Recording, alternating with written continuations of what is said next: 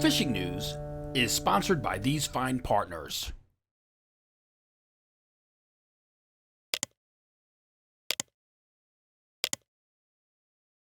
For more than 20 years, anglers everywhere have come to know one thing, that nothing says no to fish bites. It's the first day of February 2024, and because this is a leap year, we have 29 days to count down from now until the opening day, March 1st, New Jersey's outback striper season west of the coal regs, the inlets, rivers, and back bays. 29 days from today. I'm Jim Hutchinson with the New Jersey Delaware Bay edition of the Fisherman Magazine. It's February 1st, 2024, and for the life of me, I can't figure out why the shortest month of the year slogs along so slowly. But before we touch upon the latest action in the region, and yes, I'm going to address a couple of questions and comments regarding striped bass based on last week's video, and I have a brand new management chart that the ASMFC sent me this week that should surprise you. But we'll pick at that scab in just a few minutes. But first, let's take a look inside the February edition, hot off the presses, burning my fingers. It just came out this week. We went to print on Sunday night, so let's go through that because it does relate to what's going on right now. But you'll see that cover shot, that monster tog from Matt Brown that we had discussed earlier several weeks back here in the fishing forecast. That was a 20-pounder. That's what he estimated it being, 20 pounds, because it was caught and released on a Magic Tails 1.5 ounce tog jig. Great photo by Jason McKee. That is the cover shot of the February edition of the Fisherman Magazine for New Jersey, Delaware Bay. It's out throughout the region right now. The glossy section boasts our annual electronics buyer's guide for 2024 by Captain John Raguso. So if you're looking for a new fish finder or night vision, whatever, he's got it all locked up. Plus, how-to instructions for building your own inshore fluke rod this season from Matt Broderick.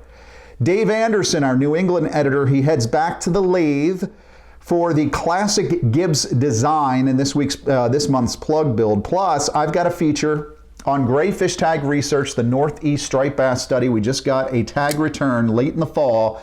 It's all written up where that fish was caught, where it traveled this summer, and where it ultimately ended up in Raritan Bay earlier, in the fall. I guess it was October, November, we started tracking that striper. This, of course, is an ongoing study, which I will be talking about more as this year progresses, because we do have the annual Striper Quest event on Raritan Bay coming up on May 16th. That's open to the public. We'll be doing the satellite tagging, but we're going to hold a contest, same as we did last year. We hope to turn this into, if it's not already, the largest single-day striped bass tagging event in the world. You got a deeper dive in this February edition. Inside the local section, Jimmy Frieda showcases what you need to gear up for stripers on the fly this season.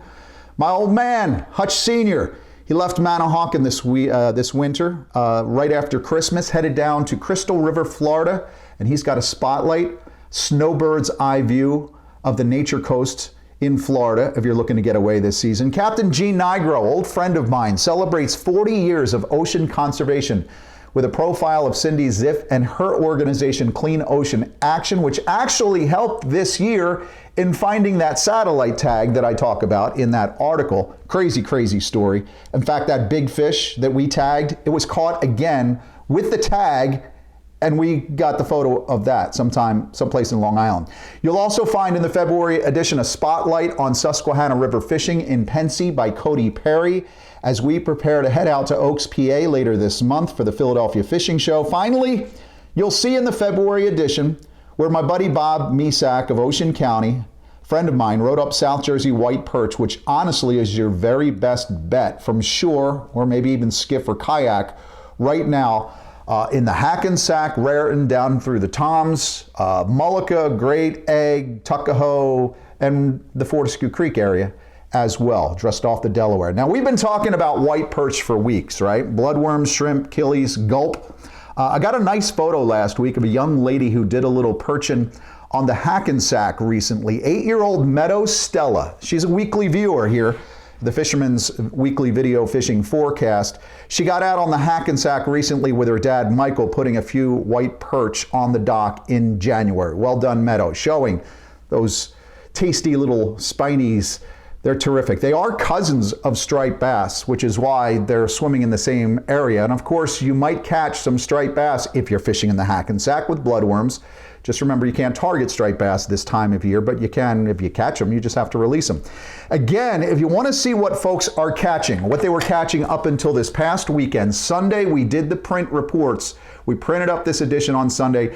Go get this February edition. You'll also find a handful of lady anglers just like Meadow showcasing some of their top catches to finish off the year of 2023. And actually, I think I've got a fish of early 2024 in here as well. That's the monthly edition, New Jersey, Delaware Bay. In there, you've got those catches, you've got the photos, you've got the reports, plus news throughout the region, a calendar of events, and our monthly hotspot feature this month is from Tom P. of Rack and Fin Radio and Creekside Outfitters. So you want to check that out. The other fishery that's keeping folks busy still into February, of course, as the cover shows you, is blackfish or tautog or tog. Fewer boats are running right now, but there are a handful you'll find listed in the report section of the February edition if you want to get it out there, particularly out of Shark River in Belmar, head boats operating in Brielle and Point Pleasant, of course. Now, in this week's edition of Open Boat, our own Jenni Ackerman tackles that blackfish concept again. She's been doing this on a regular basis. That is the big fishery we've got January and February at the Jersey Shore. But she had a chance to sit down with Dave Rooney, who happens to be one of her mentors in the tog fishery. I've known Dave for a long time, working as he's worked with Wags on Fin Chasers charters, but he's got a couple of 20-pound tog under his belt. So let's check in with Jenni and Dave and find out how Dave has helped her become quite the rig fisherman when it comes to jumbo blackfish. Hi everyone, welcome to this week's Open Boat. Today we are with my rig fishing mentor, Dave Rooney. Dave taught me a lot about rig fishing. The number one rule is try not to suck. But he just did an amazing seminar. You can hear I have a live audience here at this Open Boat. He just did an amazing seminar on everything boat black fishing, and he's going to give you guys some tips and tricks for when you're rig fishing. All right. So, biggest thing with rig fishing, do not move your sinker. You do not want to move your sinker whatsoever. You want to keep that sinker flat on the bottom and a little bit of a belly in the line. Like just a small belly in the line, not to lift that sinker up. If I can say one thing that separates the guy next to you from having a whole cooler full of fish, absolutely, nailing them to you, stroking it, is you're moving your sinker around too much. You do not want to move your sinker. You want to have a small belly in the line, and you want to move with your swell. When the boat's coming up and down, you want to be able to move that rod and follow it, so you're not lifting that sinker off the bottom. Every time you lift that sinker off the bottom, whatever fish that was coming to bite your bait is now leaving and biting the bait of the guy next to you, who's not. Keep lifting the sinker off the bottom. Another thing is, once you send your bait down, you get to the bottom, don't be afraid initially to move your bait and curl it to find something hard. Once you find something hard, leave it be. If you're fishing on sand and you don't feel any hard bottom, don't be afraid to pitch it out a little bit, move it around until you find something hard, or until you feel your sinker, feels like it's falling down some steps, falling into a hole. Once you find that, leave it be. Somebody's home, and eventually they're going to bite it. And I try to not set the hook on the first pull. The way a blackfish will bite it, they will pull on it, pull on it, pull on it. That sharp pull you feel is that fish having it in his teeth, and he's shaking his head, ripping the legs off, breaking that bait up. You want to wait until the third bite. That third bite, it's a pull. That third bite is a sensation. That's when you start to get a rumble for multiple seconds. So that third bite on that sensation is when you want to swing.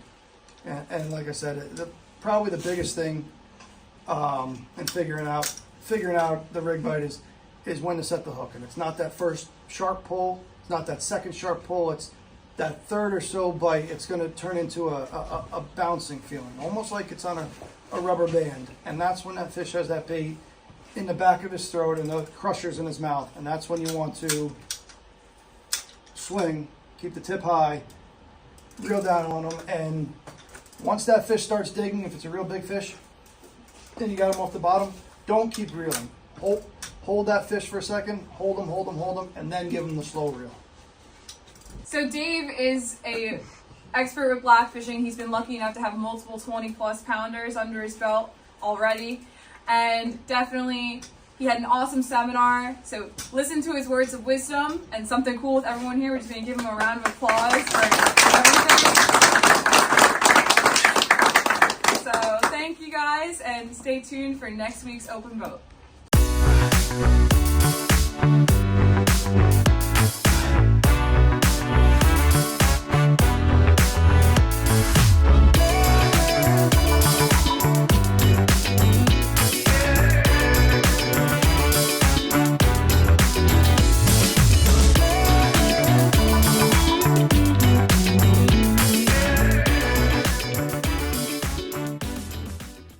In addition to blackfish for the month of February, you'll also have some deep water cod and pollock boats running here at the Jersey Shore. Several boats continue to make that trip east, offshore to the offshore wrecks.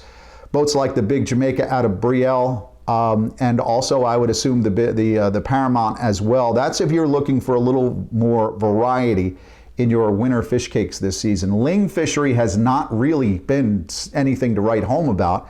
And a lot of folks really enjoy that ling fishery, but I know the Big Jamaica is looking for those ling as well. A few events to tell you about this weekend as well. First, the Fisherman Magazine. John DeBona, he'll be up in North Jersey this Sunday, February 4th, for the Saltwater Anglers of Bergen County's annual fishing flea market. That runs from 8:30 a.m. until 2 p.m. at the Hasbrook Heights Hilton. Admission is just $5 for adults, and kids under 10 years of age are free. Remember, too, that when you visit the Fisherman Magazine's booth or table at any of these shows where we're presenting, when you get your subscription, it doesn't matter if it's new or renewal, even a gift for your buddy, you will walk away with a 4-inch Tsunami iPop popper. Plus, via email, you're going to get a $20 gift card from Shorehold Marine Products. You can learn more about the shows and where you find the Fisherman Magazine this month in that February edition. Part of March as well, several ads for some big shows that are coming up with March. Details on all the goodies in that February edition. You can find out about a great show where the Fisherman has seminars that includes this one in Edison. When it's time for family fun and memories, just add water.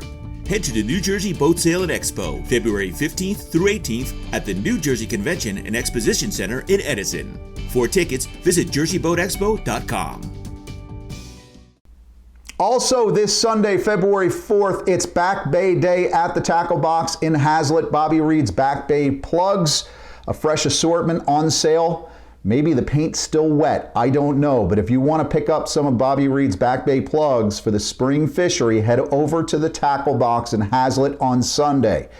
Doors open at 7 a.m. You want to be first in line if you want a few of these special lures, and you want to get there early too, because Phil and the boys have told me that they've got 30 to 50% off store-wide for that sale this weekend. It should be great. That's on Sunday. For you offshore fishermen at the Jersey Shore, the Canyon Runner All-Day Seminar at Harrah's in Atlantic City is this Saturday, February 3rd. Tickets are $125 a piece, but you get a lot. You've got those door prizes, countless workshops on tuna, billfish, tilefish, whatever is out off the beach, well off, right? If you're looking to get into that offshore big game, plus you get free breakfast, there's an open bar. Now, last I heard from Adam and the crew at the Canyon Runner, there were only a handful of tickets left, so make sure you call them immediately. The number and the email address are on the screen right now for that Canyon Runner seminar series on Saturday. But just about 2 miles away from Harrah's, over at Resort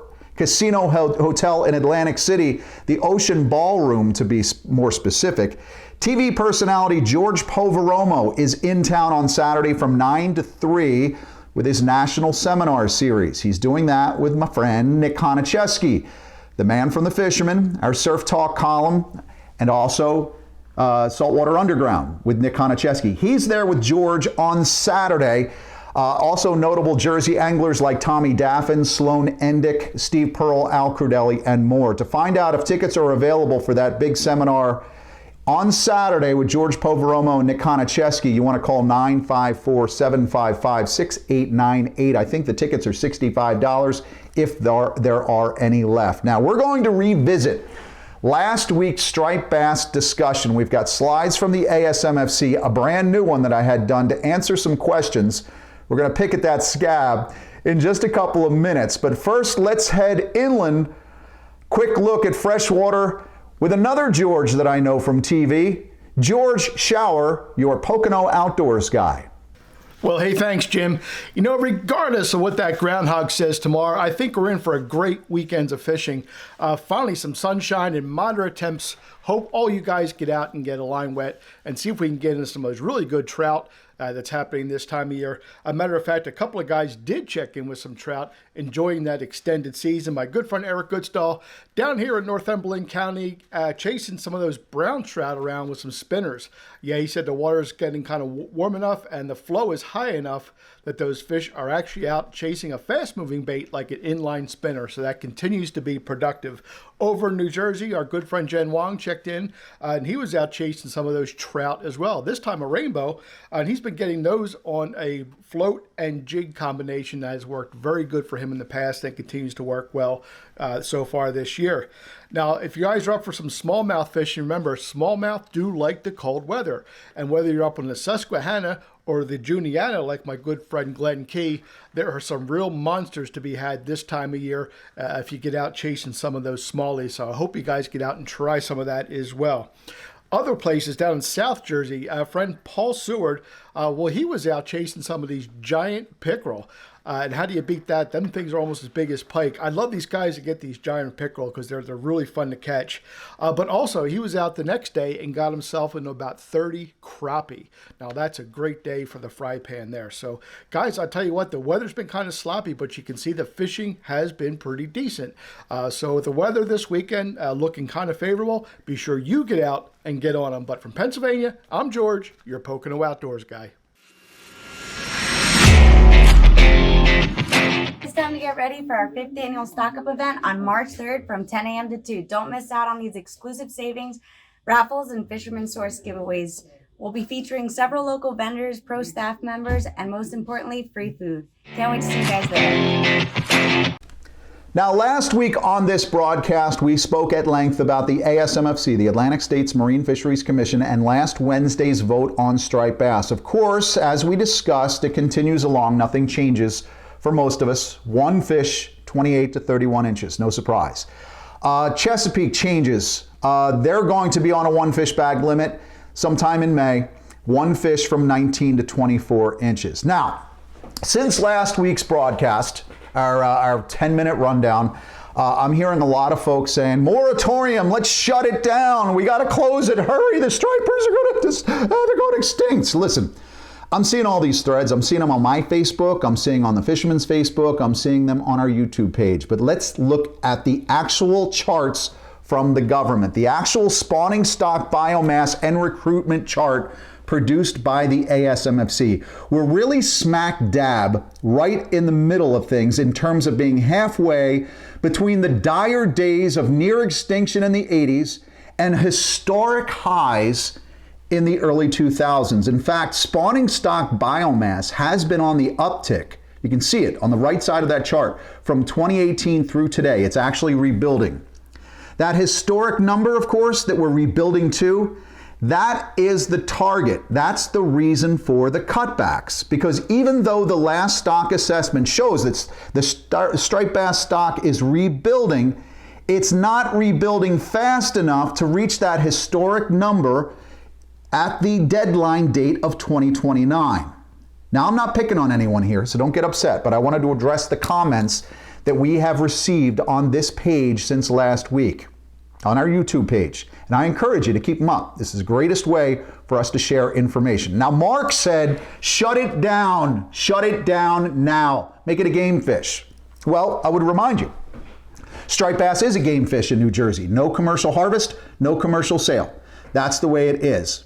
And actually, since you can't fish for them in federal waters, right? And thanks to an executive order by President George W. Bush back in 2007 that prohibits the commercial harvest of striped bass in federal waters for sale at shore, it is actually a federal game fish.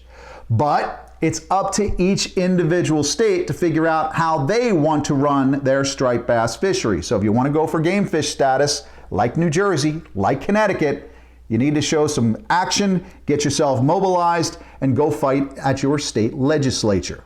Mark also said, quote, "No one believes that recreational fishermen are responsible for killing off the fish," or let's say that recreational fishermen are responsible more than commercial for the mortality in the striped bass fishery. I actually see this a lot, and I've seen this a lot from different people, and I've been having these discussions. Belief is one thing, but the government science is another.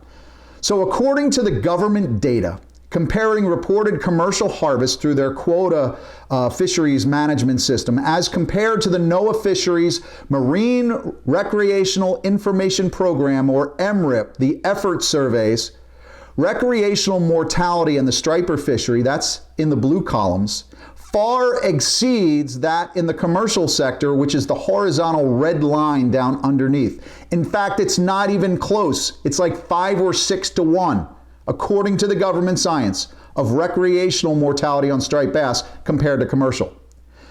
I would ask you to take particular note of the light and blue dark columns. The actual harvest of striped bass by anglers, it's practically same as mortality with catch and release, right? What's that mean? Right? Almost half of the mortality comes from catch and release. The other half of the mortality comes from harvest. So if you were to shut down the fishery to protect against the killing of any striped bass, you're still going to have to account for roughly 2 million or so striped bass killed from catch and release as well. So I don't know how you're going to accomplish that. By the way, that 2022 spike in recreational success with striped bass, that's because of the incredible fishery that we had in the 2022 season. Plus the fact that NOAA Fisheries has admitted that their fishing effort surveys are overestimating harvest by or effort by as much as 40%.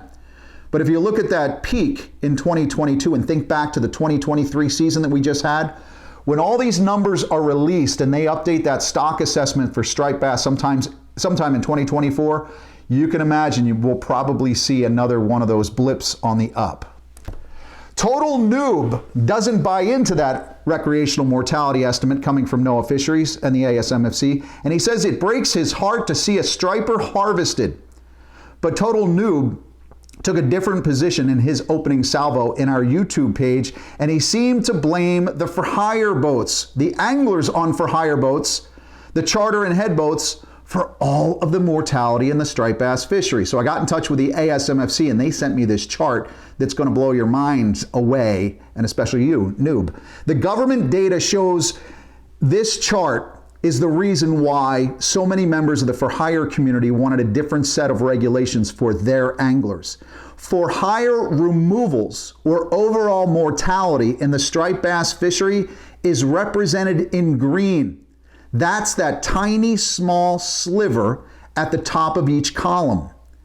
The blue, the rest of each column, represents dead stripers by private anglers, you and me, boaters, surfcasters alike, assuming again that 9% mortality rate on striped bass, meaning every 100 stripers you catch and release, 9 of them are dead. That's the government data, that's the government thinking. So keep that in mind when you point your finger at him and say, he's the guy to blame. The government data shows completely opposite information.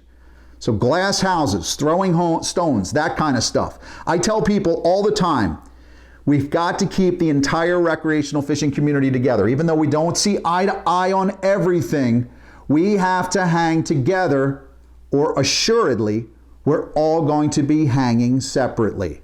That's a Ben Franklin quote, by the way.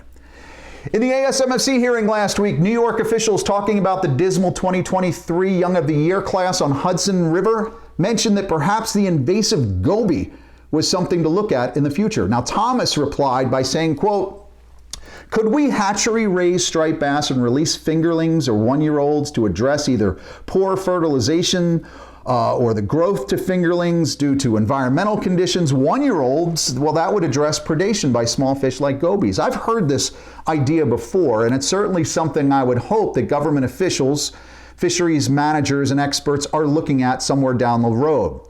And I bring that up because let's go back in history here. It was fingerling stripers, I think about 130 or 150 of them.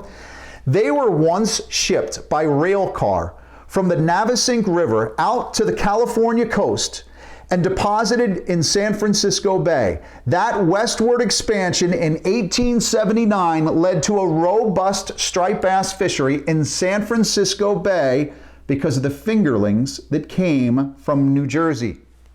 Ain't that pretty cool? Hey, I received an email from a chemical engineer named David. An avid angler who is poring over the recent Young of the Year numbers from the Hudson. He believes he sees a cycle here. Dave spends all of his days looking at numbers. I don't. They're all confusing to me. Dave said, look at the Hudson River recruitment chart very closely. You'll see what he explains is a pattern every 5 to 9 years or so. Quote unquote, he says, this is definitely a cycle to it. Dave believes this is above my pay grade, but perhaps there's something cyclical in nature that might be worth looking into. Again, I hope the fisheries managers are, and the scientists are doing something like that. Finally, and I've heard this several times, but I'm attributing it this week to our YouTube page with somebody named Striped Bass Anglers. Say it's time for folks to take a class in how to handle striped bass. Come on, folks, really? Where does that end? I mean, seriously, there should be classes on posting and processing information on Facebook. There should be classes in how to alternate merge on the highway. There should be classes in how to be courteous to open a door for somebody. I mean, who's going to write the classroom instruction? Who are we going to put as responsible for that? Do we have to give up a Saturday to sit through this classroom discussion? Who administers it? Who pays for it? Who's going to grade my test? I mean, for crying out loud, you got a nut job on the New York City subway swinging a machete at people. They take him downtown and he gets a desk appearance ticket, probably never shows back.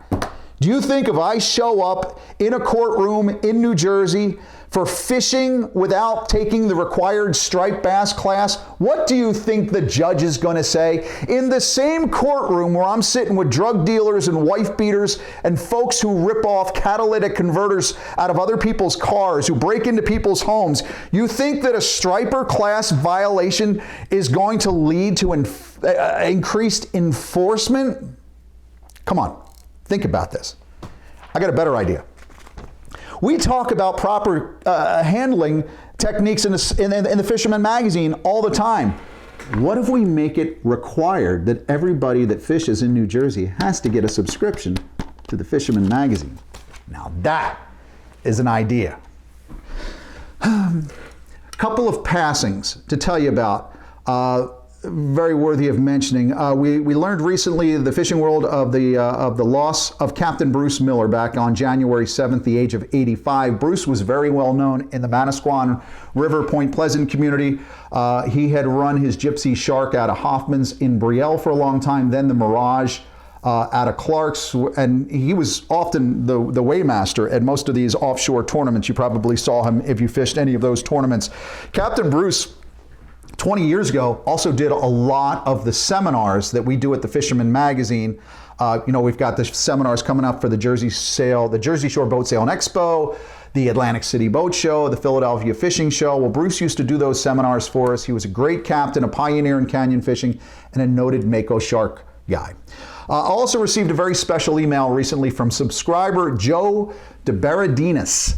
I hope I'm getting that right, Joe. Joe's father passed away in January, an avid surf fisherman along the Delaware seashore, mainly 3 R's Road. Joe told me his dad was a mentor to many of the people that fish down there. He's had health issues as he's gotten older, hasn't been able to fish. But Joe said this: for the past year, his father has been in an assisted living facility, and on Thursdays after work, I would go see him. We would sit and listen to your weekly fishing forecast and tell stories about previous fishing trips. I will deeply miss him, but will continue listening to your reports and thinking of him on the beach. That is fantastic, Joe. Can't thank you enough for sharing. I'm sorry for your loss, my prayers are with you. My prayers are with the Miller family as well. But that's something that's really touching and makes it worth doing this every week. Got to talk to some great people at the Raritan Bay Anglers Club this past Saturday.